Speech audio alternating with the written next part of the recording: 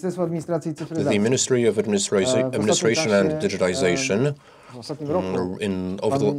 recently, Minister Boni, the Minister of Administration and Digitization, was very busy considering because of this civil action. Yes, we were very busy indeed, and I think that ever since the establishment of our ministry over a year ago, a lot has changed, and I think we're just beginning to realize with hindsight how much we managed to change, also thanks to the dedication of civil society organizations and people very critical of us. So it's a shared, it's a joint success, and I like to see it in terms of a glass that's half full, because I think that's a perspective that will allow us better to act together with a view to improving the situation. And if we compare, because I'm sure you referred to ACTA, and then there was the Media Act. Previously, there was the Act on Legal Services. So ACTA is probably the best known campaign. So if we compare it, there was an international treaty which was negotiated behind closed doors, where social consultation was very limited, to say the least, where the draft was only sent to organizations that the Ministry of Culture considered to be stakeholders.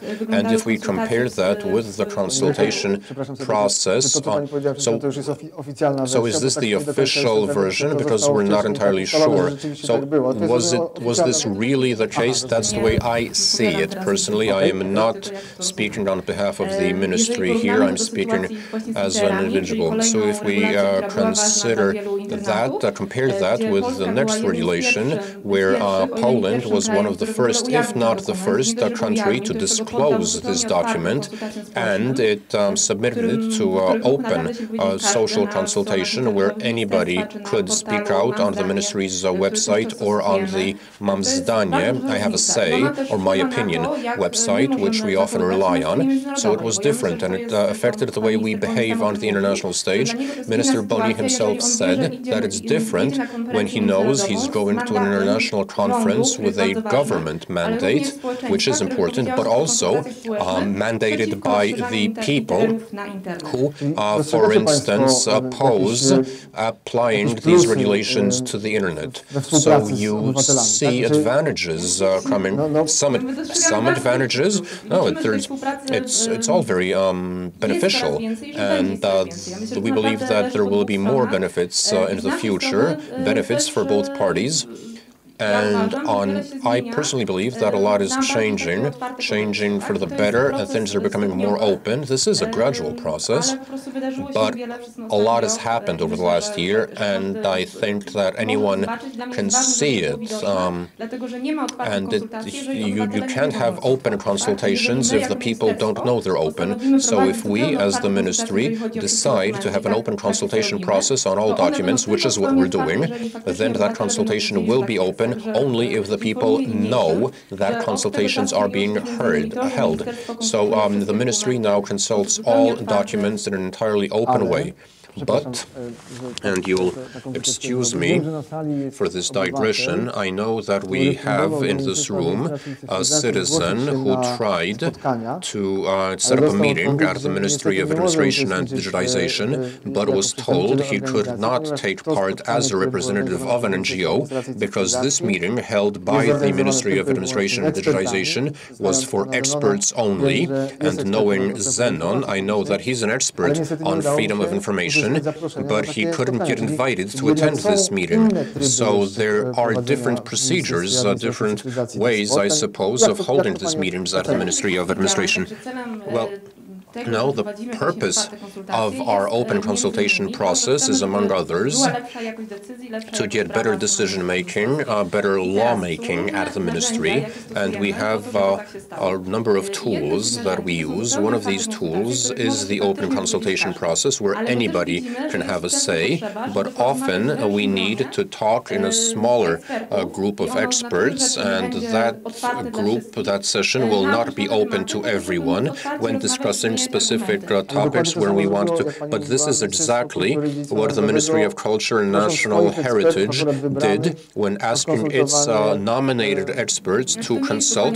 No, that's not the same thing, because what I'm saying, actually, all the regulations coming out of the ministry, all the acts of law are at specific stages subject to an open consultation process, which is not to say that all the discussions at our ministry are open to everyone, because organizationally that would simply be too complex.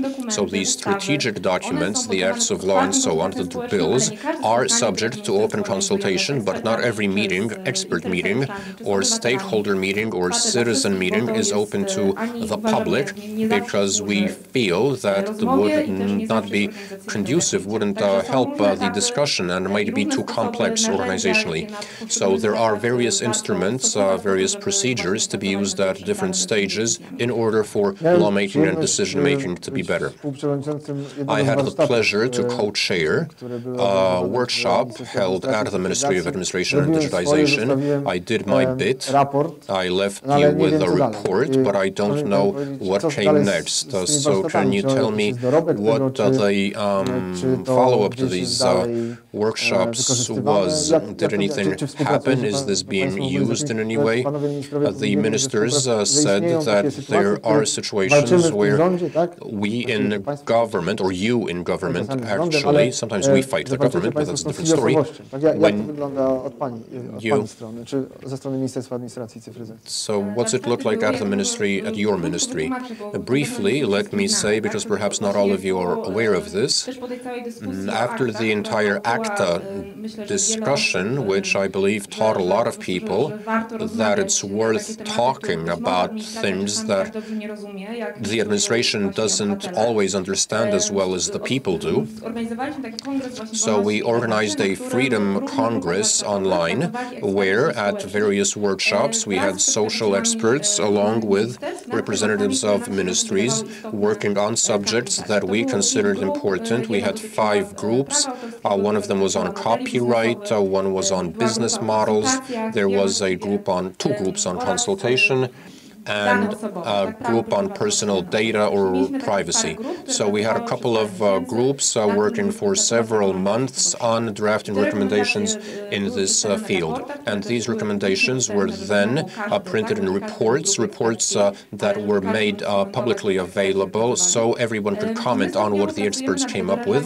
And we're gradually working on implementing some of these recommendations, not all of them, of course, because if we were to write a report on what to change in Poland today, then the list would be very long, which is, of course, not to say that this list could be implemented over a year, even no matter how hard we tried.